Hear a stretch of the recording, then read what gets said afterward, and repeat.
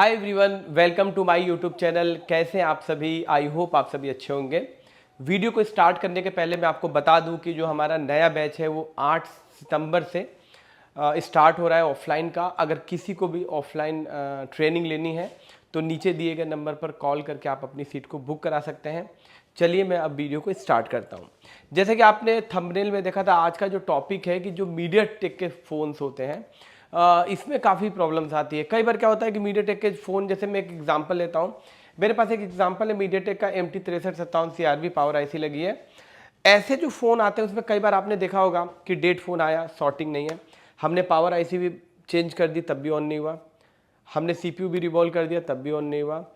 eMMC पे भी काम किया, रैम पे भी काम किया, फिर भी सेट ऑन नहीं होता है। तो मैं आपको बता दूं, जो मीडियाटेक के फ़ोन्स होते हैं उसका पूरा कॉन्सेप्ट समझना ज़रूरी है कि जो मीडियाटेक के फ़ोन्स होते हैं उसमें क्वालकॉम के हिसाब से देखा जाए तो बहुत सारे डिफरेंसेस होते हैं।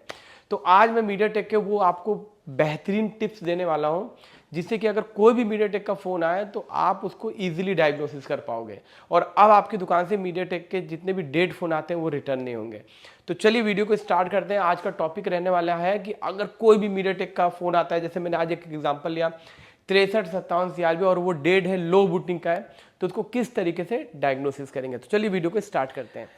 जैसे सपोज करो ये मेरे पास एक बोर्ड है, यहाँ पे देखो इसमें ये एक Redmi 9A का बोर्ड है, या आप कोई भी बोर्ड ले सकते हो जिसमें MT6357 CRV लगी हो पावर आईसी। ये इसका प्रोसेसर है, ये इसकी रैम है, ये इसका हार्ड डिस्क है और ये हो गई आपकी पावर आईसी। ठीक है, तो आज का टॉपिक ये है कि सपोज करो आपके पास कोई डेड फोन आया, ठीक है, और उसके अंदर शॉर्ट सर्किट नहीं है, BPH में भी शॉर्टिंग नहीं है और BBET पे भी शॉर्टिंग नहीं है, लेकिन फिर भी डेड है। आपने इसको सिस्टम से कनेक्ट किया, PC से कोई पोर्ट नहीं बनाया। आपने जब ऑन ऑफ को दबाया तो कई बार आपने देखा होगा ऑन ऑफ स्विच को दबाने पे 0.10 मिली एम्पियर का करंट कंजप्शन होता है, या 0.20 मिली एम का, या 0.30 मिली एम का, या 0.50 मिली ओम का करंट कंजप्शन होता है, और जैसे ही आप स्विच को रिलीज करते हो तो जीरो हो जाता है। तो ऐसी सिचुएशन में फिर जो स्टूडेंट्स होते हैं या आप लोग जो टेक्नीशियंस हैं, तो उसमें आप लोग का दिमाग काम करने लगता है। हो सकता है पावर आईसी खराब हो सकता है CPU में कोई फॉल्ट हो, लेकिन एग्जैक्ट डिसीजन नहीं ले पाते हो कि उसमें एग्जैक्ट करना क्या है। तो आज मैं इन सब चीज़ों के बारे में आपसे डिस्कस करने वाला हूँ। तो चलिए मैं आपको बताता हूँ पूरा स्टेप बाय स्टेप, बहुत अच्छे से समझना आप, ठीक है। तो देखिए जैसे इस फ़ोन की अगर हम बात करें तो ये इस फ़ोन की चार्जिंग आईसी है SGM 41511 और इसके पास एक स्विचिंग कॉइल लगी है। तो सबसे पहले आप अपने फ़ोन में चार्जर लगाइए और इस कॉइल पे चेक किए, हमारा आना चाहिए 3.7 BPH बनना चाहिए। आप सबको पता है कि जब चार्जिंग आईसी यहाँ पे BPH बनाएगी तो ये BPH सप्लाई सबसे पहले आपके फ़ोन की पावर आईसी पे जाएगी। ये आपके फ़ोन की पावर आईसी है, ठीक है। तो सबसे पहले कोई भी डेड फोन आया, आपने BPH चेक किया, तो BPH चेक करते आपको पता चल गया कि चलो चार्जिंग आईसी रिस्पॉन्स कर रही है। उसके बाद जब BPH पावर आईसी के अंदर आता है तो आप यहाँ पे ध्यान से देखिएगा, यहाँ पे 5 बक कॉइल लगी है, आप देख सकते हो यहाँ पे 1 2 3 4 और 5, ठीक है। तो हमारा जो दूसरा सेकेंड वे होता है रिपेयरिंग करने का, हम सबसे पहले इनके ऊपर बक वोल्टेजेस चेक करेंगे, ठीक है। तो सपोज करो ये जो कॉइल है इसको बोलते हैं VS1। VS1 यानी होता है इस कॉइल पे हमारी वोल्टेज बनती है 2.05। तो सबसे पहली वोल्टेज चार्जर लगा के चेक करो कि इस कॉइल पे आना चाहिए 2.05। इसको हाई LDO के नाम से जानते थे क्वालकॉम में, और मीडियाटेक में इसको VS1 के नाम से जानते हैं। ये जो वोल्टेज है पावर आईसी से ही निकलती है और अगेन पावर आईसी के अंदर ही जाती है और इसके LDO सर्किट को ऑन करती है। ये जो दूसरी कॉइल देख रहे हैं, ये दूसरी कॉइल एक ऐसी कॉइल होती है जो जिस पे आपके मॉडेम के वोल्टेज बनेंगे 0.6 से 1.2 के बीच में, ठीक है। तीसरी कॉइल जो होती है, हो सकता है कोर की वोल्टेज बने 0.6 से 1.2। जितने भी CPU पे वोल्टेजेस जाएंगे उसके लास्ट जो होगा मैक्सिमम वोल्टेज 1.2 से ज़्यादा नहीं होगा, इसीलिए मैंने लिखा है 0.6 से 1.2। उसके बाद से एक V प्रोब की वोल्टेज बनती है, ये भी बनती है 0.6 से 1.2। मतलब ये जो तीनों कॉइल आप देख रहे हो, ये तीनों कॉइल पे की जो वोल्टेजेस बनेंगी, एक बनेगी V कोर CPU के लिए 0.6 से 1.2, एक बनेगी V प्रॉक वोल्टेज फॉर प्रोसेसर, ये भी कोर के लिए होती है, CPU के लिए 0.6 से 1.2, और एक बनेगी मॉडेम की, ठीक है, ये भी CPU के लिए जाएगी 0.6 से 1.2। तो ये तीनों वोल्टेज बनना एकदम कंपलसरी है, ये बननी चाहिए, और ये तीनों वोल्टेज सीपीयू के अंदर जाएगी। और जो ये पांचवी कॉइल है ना, इसको हम बोलते हैं वीपीए। इसको बोलते हैं वीपीए, मतलब वोल्टेज फॉर पीए। ये 4G पीए के लिए रिक्वायर्ड वोल्टेज है। तो ये जो वोल्टेज है नहीं बनती है। अगर आप किसी भी डेड फोन को रिपेयर करोगे तो इस कॉइल पे 2.05 बनेगी, इस कॉइल पे 0.6, 0.6, 0.6 से 1.2 तीनों पे बनेगी, और इस कॉइल पे कोई भी वोल्टेज नहीं बनेगी। ये बनेगी सिम लगाने के बाद। तो डेफिनेटली आपका फ़ोन डेड है, तो इस वोल्टेज की अभी हमें कोई ज़रूरत नहीं है। तो सबसे पहला हमारा कॉन्सेप्ट तो यही कहता है कि आप पूरी बग को चेक करो, ठीक है। अब सपोज करो आपने बग चेक किया, ठीक है, मान लो बग बन गई, ये पूरी बग बन गई, यहाँ पे पूरी बग बन गई। या फिर हो सकता है कि ये बग बन तो गई, कांपती है, जैसे 2.05 आया, फिर ड्रॉप हुआ, फिर आया, फिर ड्रॉप हुआ, फिर आया, फिर ड्रॉप हुआ। इसको बोलते हैं फ्लैक्चुएशन। अगर इसमें कोई भी बग फ्लैक्चुएट होगी ना, तब भी आपका सेट ऑन नहीं होगा, और अगर बग नहीं बनेगी तब भी सेट ऑन नहीं होगा, है ना। तो यहाँ पे सबसे पहला स्टेप होता है कि बग चेक कर लो। तो पांचों बग की मैंने आपको डिटेल दे दी, ठीक है। अब देखो इसके बाद क्या होता है, जब ये पूरी बग बन जाती है, मान लो ये पूरी बग आपने चेक की बन गई, ठीक है, तो क्या होता है कि जो मीडियाटेक की 6357 CRB होती है ना, ये मीडियाटेक प्लेटफॉर्म की आईसी है, और ये पूरे वोल्टेज बनाने के लिए कैपेबल नहीं है।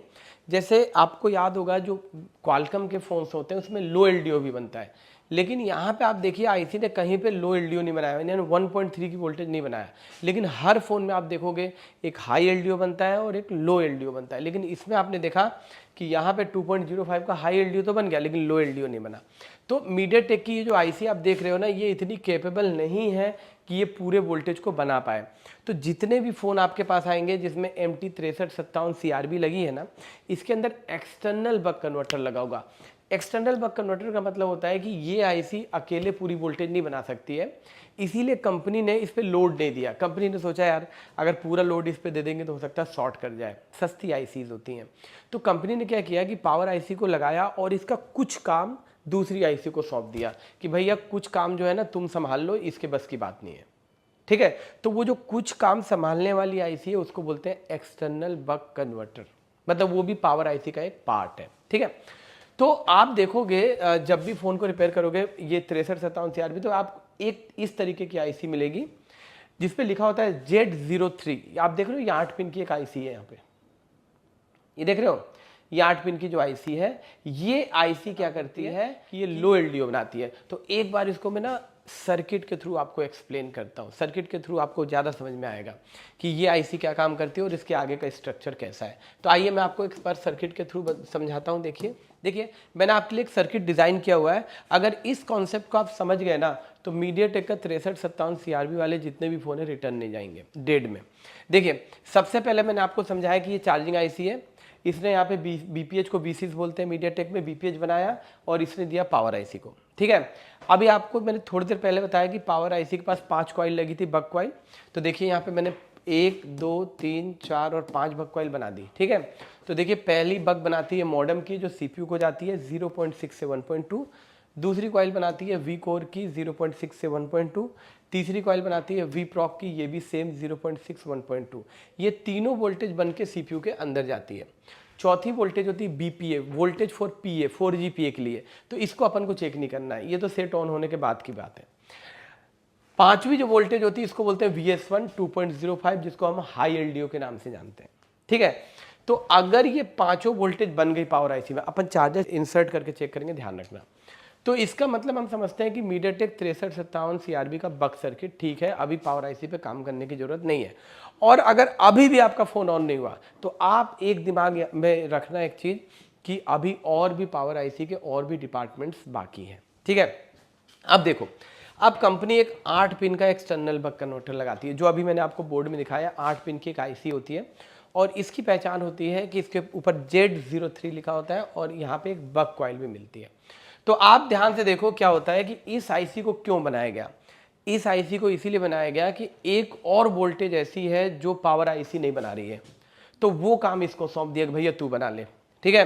तो ये आईसी देखो 8 पिन की है, कैसे काम करती है समझना। देखिए कंपनी ने ये जो 8 पिन की आईसी लगाई है ना, मैंने आपको दिखाई दी बोर्ड में, इसके ऊपर लिखा होगा Z03, इसके पास एक कॉइल भी लगी होगी। तो कंपनी क्या करती है, इस आईसी को एक बीपीएस सप्लाई दे देती है, ठीक है, चार्जिंग आईसी से एक बीपीएस दे देती है।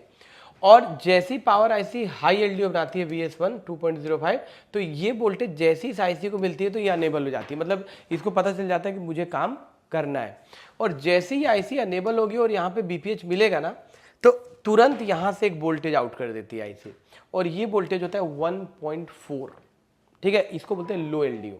ठीक है, आपने अगर क्वालकॉम चिपसेट पढ़ा होगा तो उसके अंदर एक हाई एलडीओ बनता था और एक लो एलडीओ बनता था। तो लो एलडीओ को, हाई एलडीओ को इसमें VS1 बोलते हैं, और लो एलडीओ को इसमें VS2 के नाम से जानते हैं। देखिए यहाँ पे लिखा है VS2 1.4 वोल्ट। तो यहाँ पे क्या कॉन्सेप्ट था कि ये काम इसको करना चाहिए था, लेकिन कंपनी ने ये काम इसको दे दिया, है ना। क्यों? क्योंकि ये आईसी के ऊपर लोड ज़्यादा है, अगर ये काम नहीं कर सकती इसीलिए अलग से एक आईसी लगा दी।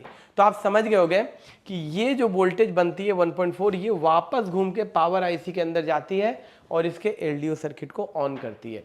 मतलब ये हुआ कि अगर ये आईसी भी खराब हो गई एक्सटर्नल बक कन्वर्टर की और इसने 1.4 नहीं बनाया, तो यकीन मानिए आपका सेट ऑन नहीं होगा।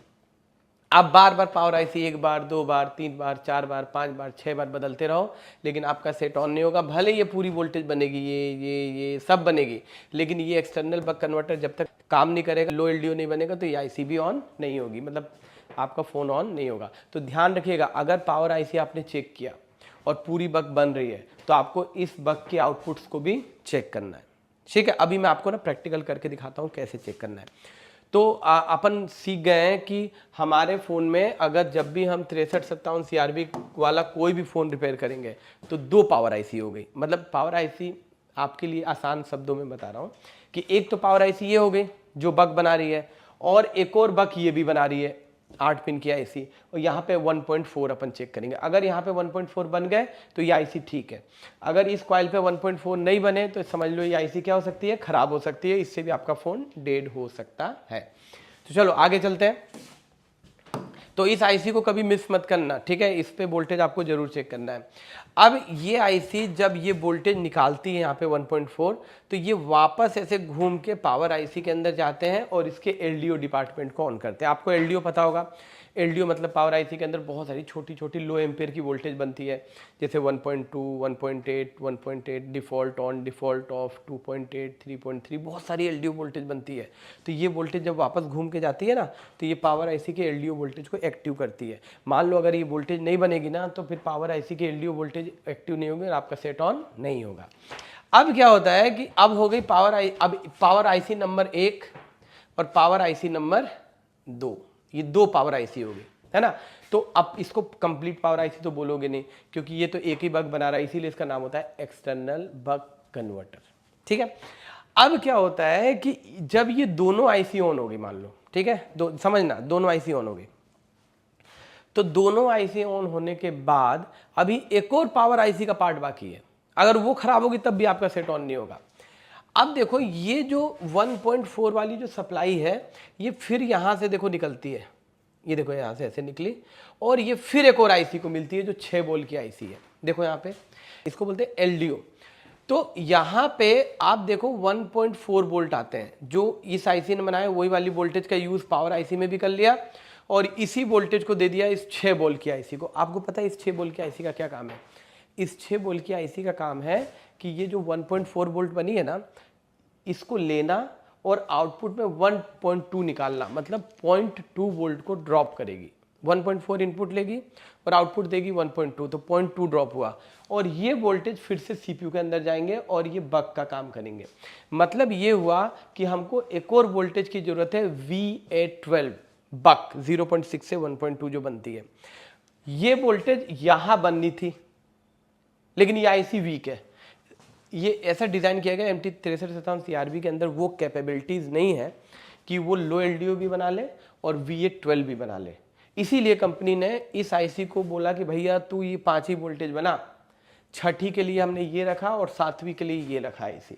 तो आप देखो जब 1.4 वोल्ट की सप्लाई इस आईसी में मिलती है, तो ये एलडीओ का काम है कि 0.2 को ड्रॉप करता है और यहाँ पे निकालता है 1.2, और ये एक नई बक बनती है जिसका नाम है VA12, और ये सप्लाई चली जाती है सीपीयू पे, और अब जाके आपका फोन ऑन होता है। मतलब पूरे बक सर्किट को कंप्लीट करने के लिए यहाँ पे 3 आईसी लगी, आईसी नंबर 1, आईसी नंबर 2 और आईसी नंबर 3। ठीक है, अब आप बोल रहे होगे कि ये आईसी कहाँ लगी है, मैं दिखाता हूं आपको कहाँ लगी है। देखो देखो, आईसी नंबर 1 ये हो गई जो 5 बग बनाती है, आईसी नंबर 2 ये हो गई जो एक 1.4 का लो एलडीओ बनाती है जिसको VS2 बोलते हैं, और आईसी नंबर 3 दिखाऊं जो 6 बॉल की आईसी थी, वो लगी है आपकी ये वाली। इसका काम है 1.4 को लेना और उसको 1.2 में कन्वर्ट करके सीपीयू को देना। तो अगर भाई साहब ये भी आईसी खराब हो गई ना, तब भी आपका सेट ऑन नहीं होगा। ठीक है, तो इसका मतलब क्या समझ में आया कि जब भी कोई डेट फोन आता है तो पहले पावर आईसी को पूरी बग 5 चेक करो, फिर एक्सटर्नल बग कन्वर्टर का 1.4 चेक करो, और फिर ये 6 वोल्ट का जो एलडीओ लगा है इसका आउटपुट का 1.2 चेक करो। तब जाके आप बोलोगे कि मेरा बग सर्किट ठीक है। अगर एक भी खराब हुई, एक भी वाटर डैमेज हुआ, तो आपका सेट ऑन नहीं होगा। ठीक, अभी मैं आपको चेक करके भी दिखाऊंगा पूरा हार्डवेयर से कि आपको किस तरीके से करना है। अब आगे एक और बात बताता हूं मैं। देखिए आप ध्यान से देखिएगा, थोड़ा गौर कीजिएगा इसको। यहाँ पे थोड़ा मैं बड़ा कर देता हूँ थोड़ा सा आपको समझने के लिए। अब यहाँ देखो, यहाँ पे अनेबल आया और यहाँ पे BPH आया, तो इसने आउट निकाल दिया 1.4 VS2। अब देखो जो आउटपुट यहाँ से निकल रहा है ना 1.4, ये निकल के इस आईसी पे भी जा रहा है और ये पावर पे भी जाता है। ठीक है, अब यहाँ पे देखो, यहीं से आउटपुट से यहाँ पे एक रजिस्टर लगी है 309 किलो ओम की और 215 किलो ओम की। इसको बोलते हैं वोल्टेज डिवाइडर सर्किट, क्योंकि एक R1 पुल अप लगा है और एक R2 पुल डाउन लगा है, तो इसको बोलते हैं वोल्टेज डिवाइडर सर्किट। तो ये इस सर्किट से, जैसे मान लो कि यहाँ पे जैसे 1.4 आ रही है मान लो यहाँ पे, ठीक है, तो एक वोल्टेज डिवाइडर लगा के इसी वोल्टेज को आईसी को फीडबैक बनाया। फीडबैक का मतलब होता है कि इस आईसी को भी पता चलना चाहिए कि मेरा आउटपुट क्या जा रहा है, मतलब जो यहाँ से आउटपुट निकल रहा है वो आउटपुट का इंफॉर्मेशन इस पिन से इस आईसी को भी पता चल रहा है। ठीक है, एक वोल्टेज डिवाइडर के थ्रू। क्लियर है? तो आप वोल्टेज डिवाइडर कैलकुलेटर से निकाल सकते हो कि यहाँ पे 1.4 है तो यहाँ पे कितना पहुँचेगा। ठीक है, अब मान लो गलती से मैं एक बात बोलता हूँ, इन दोनों में से एक भी रजिस्टर निकल जाए, अगर गलती से इन दोनों में से एक भी रजिस्टर निकल जाए तो यहाँ से जाने वाली वोल्टेज में वेरिएशंस आ जाएंगे, डिस्टर्बेंस हो जाएगी और आपकी आईसी काम करना बंद कर देगी। क्योंकि आईसी को भी पता होना चाहिए कि भैया मेरा आउटपुट कितना है। अगर उसको फीडबैक नहीं मिलेगा तो आईसी सोचेगी लगता है कि मैं सही तरीके से काम नहीं कर रही हूँ और वो अपना आउटपुट बंद कर देगी। मतलब ये हुआ कि अगर इन दोनों रजिस्टर में से एक भी रजिस्टर मान लो टूट के निकल जाती है, मान लो एग्जाम्पल इसी आईसी के पास लगती है, तो इस कंडीशन में भी आपका फ़ोन डेड हो जाएगा। ये ध्यान रखना। और यही सर्किट यहाँ भी है, देखो यहाँ पे, यहाँ देखो यही सर्किट यहाँ भी है, देखो ध्यान से, यहाँ पे देखो ध्यान से, जो यहाँ पे आउटपुट जा रहा है, देखो यहाँ से आउटपुट निकल रहा है ये, अब उसी में से देखो एक वोल्टेज डिवाइडर बना है और उसी के थ्रू यहाँ पे फीडबैक आ रहा है। ठीक है, तो अगर ये रजिस्टर निकल जाए या ये रजिस्टर निकल जाए, ये ग्राउंड निकल जाए, तो इसका फीडबैक जो है ना वो सही नहीं आएगा, मतलब वोल्टेज में चेंजेस आ जाएंगे और ये आईसी आउटपुट देना बंद कर देगी, है ना, और आपका फ़ोन डेड हो जाएगा। ठीक है, तो आप तो समझ गए होंगे कि अगर कोई भी डेड फोन आया, बाय द वे कोई भी डेड फोन आता है तो सबसे पहला अपना काम क्या होगा ये मीडियाटेक का, कि अगर आपको कोई भी फ़ोन में 6357 CRB दिख गई तो आप सोचोगे कि मेरे को ना 3 आईसी चेक करनी है। सबसे पहले मेन पावर, दूसरा 8 पिन का लो एलडीओ और तीसरा ये वाला एलडीओ, है ना। इन पांचों कॉइल पे पहले वोल्टेज चेक करनी है, अगर बन गई तो इसका आउटपुट चेक करना है 1.4, नहीं बना तो ये 2 रजिस्टर भी रिस्पॉन्सिबल हो सकती है और आईसी भी क्या हो सकती है, खराब हो सकती है। फिर इस आईसी का आउटपुट चेक करना है 1.2, अगर 1.22 नहीं बना तो आईसी भी खराब हो सकती है और ये दोनों रजिस्टर में भी प्रॉब्लम आ सकती है। ठीक है, तो चलिए मैं इसका ना प्रैक्टिकल करके दिखाता हूँ कि कैसे आप इसको डायग्नोसिस करोगे। ठीक है, मुझे उम्मीद है कि ये जो थ्योरिकल पार्ट आपको बहुत अच्छा समझ में आया होगा। मैं अपनी तरफ से पूरी कोशिश करता हूँ कि आसान शब्दों में आपको समझा पाऊँ ताकि आपकी रिपेयरिंग आसान हो सके। ठीक है, बाकी हम लोग क्लासेस में और भी इसका एडवांस लेवल बताते हैं, क्योंकि इसके बाद आई है 6358, 6359 और 6365, है ना। तो अब अपन क्या करते हैं कि अब चलते हैं, इसका मैं आपको एक बार प्रैक्टिकल करके दिखाता हूँ कि कहाँ पे कितनी वोल्टेजेस आती है। देखिए सबसे पहले हमारा पहला जो टास्क होना चाहिए, कोई भी डेड फोन आए तो सबसे पहले हमको ये जो हमारी चार्जिंग आईसी है आप देख सकते हैं ये वाली, तो अपन को यहाँ पे सबसे पहले अपन को चेक करना है बीपीएच बन रहा है कि नहीं। तो मैं ब्लैक वाली पिन ग्राउंड में लगा के और यहाँ पे बीपीएच चेक करता हूँ। तो आप देख सकते हो 4.2 का बीपीएच बन गया है। बीपीएच बनने के बाद हमारा दूसरा काम होना चाहिए, देखिए मैंने चार्जर लगा रखा है, मैं आपको दिखा दूँ, देखिए चार्जर लगा के ही चेक करना है, तभी आपका पावर ऐसी ट्रिगर होगा। अब यहाँ पे देखिए 5 कॉइल लगी है, तो जब भी कोई डेड फ़ोन आए तो आपका सबसे पहला काम होना चाहिए कि इसकी बग चेक करना। तो बग कैसे चेक करेंगे, देखिए सबसे पहले आप चेक करो ऐसे करके, देखिए 2.05 ये है VS1 जिसको हम हाई LDO बोलते हैं, बन गया। अब देखो ये जो वोल्टेज बन रही है इसमें कोई ना फ्लैक्चुएशन नहीं होनी चाहिए, देखो ध्यान से, देखो यहाँ पे कोई फ्लैक्चुएशन नहीं होनी चाहिए, देखो एकदम स्टेबल बननी चाहिए, देखो बन रही है। दूसरी वोल्टेज देखो चेक करते हैं, 0.6 से 1.2 के बीच में बनती है, तो देखो यहाँ पे 0.8 मतलब ठीक है, स्टेबल है। तीसरी वोल्टेज देखो चेक करते हैं, 0.6 से 1.2 ये भी ठीक है, एक होगी कोर एक होगी मॉडेम, और एक और वोल्टेज हम चेक करते हैं 0.6 से 1.2 ये होगी वीप्रॉक या कोई हो सकती है, 3 वोल्टेज सीपीयू में जाती है 0.6 से 1.2, देखो तीनों बन गई। और ये जो कॉइल है इस पर कोई वोल्टेज नहीं बनेगी, आप देखो यहाँ पे जब मैं चेक करता हूँ तो कोई वोल्टेज नहीं है, 0 वोल्टेज है। तो इस तरीके से आपने देखा कि हमने 4 वोल्टेज चेक कर ली, 5 वोल्टेज जिसमें से एक नहीं बनती है, उसका नाम होता है VPA। तो सबसे पहले कोई डेड फोन आए ना तो पहले तो ये 5 वोल्टेज आप चेक कर लो, ठीक है। अब ये 5 वोल्टेज चेक करने के बाद अभी भी पावर आईसी का बक सर्किट पूरा नहीं हुआ, आपको ये देखना है कि इसमें एक 8 पिन का एक्सटर्नल बक कन्वर्टर लगा है, जिस पे देखो मैं ये दिखाया था आपको, इसके ऊपर जो कॉइल है इस पे 1.4 चेक कर लो। अगर इस पे 1.4 नहीं बना तो हो सकता है कि ये वाली आईसी खराब है, या हो सकता है जो फीडबैक की जो रजिस्टर नहीं लगती है ये वाली, ये अगर एक भी निकल गई ना तब भी आईसी आउटपुट नहीं देगी और सेट ऑन नहीं होगा। और अगर ये आईसी खराब हो जाए तब भी। तो एक बार हम इस कॉइल पे चेक करेंगे, इस कॉइल पे बनना चाहिए 1.4, पहले ही चेक करो। इसको बोलते हैं VS2 लो LDO, देखो बन गए, ये बन गए 1.4। तो इसका मतलब होता है कि ये आईसी काम कर रही है, इस पे काम करने की जरूरत नहीं है, अगर नहीं बनी तो इस पे काम करना है। उसके बाद तीसरी जो आईसी लगी है वो ये लगी है, देखो ये जो आईसी है इसको LDO बोलते हैं। ये आईसी का काम होता है कि इस आईसी में वो जो अभी 1.4 बनी थी ना, वो इस आईसी में यहाँ पे आती है, देखो यहाँ पे आ गई।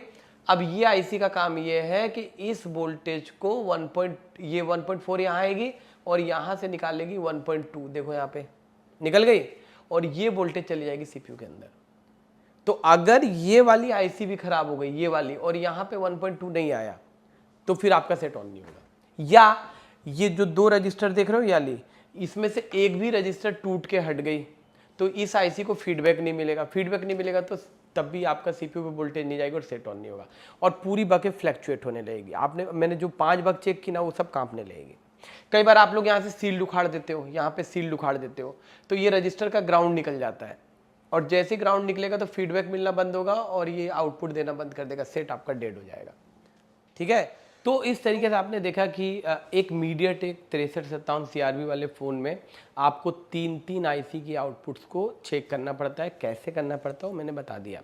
लेकिन अभी भी बहुत सारी चीज़ें हैं इसमें एक डेड फ़ोन को रिपेयर करने के लिए। तो आज जो मैंने आपको सर्किट बताया है ये बहुत इंपॉर्टेंट रोल प्ले करता है, आप यकीन मानिए, आप इसको अच्छे से स्टडी कीजिए, आपको बहुत सारे फ़ोनों में इसी सर्किट में कोई ना कोई फॉल्ट मिल जाएगा, और इसमें से एक भी आईसी खराब हुई तो सेट ऑन नहीं होगा, ठीक है। तो इसी तरीके के अगर एडवांस लेवल के, इससे भी एडवांस लेवल के डेड फ़ोन की रिपेयरिंग अगर आपको सीखना है तो हमारा जो इंस्टीट्यूट है वो बदरपुर दिल्ली में है, और सेलफोन सोल्यूशन आप देख ही रहे हैं, आप हमारे इंस्टीट्यूट को ज्वाइन कर सकते हैं ऑफलाइन में, और हमारा जो नया बैच मैंने बता दिया 8 सितंबर से स्टार्ट हो रहा है। तो इसी तरीके की इन्फॉर्मेटिव नॉलेज अगर आपको लेना है तो प्लीज़ वीडियोस को सब्सक्राइब कीजिए, लाइक कीजिए और शेयर कीजिए और इन्जॉय करते रहिए। तो चलिए दोस्तों, फिर से मिलेंगे नेक्स्ट वीडियो में, तब तक के लिए आपका बहुत बहुत धन्यवाद।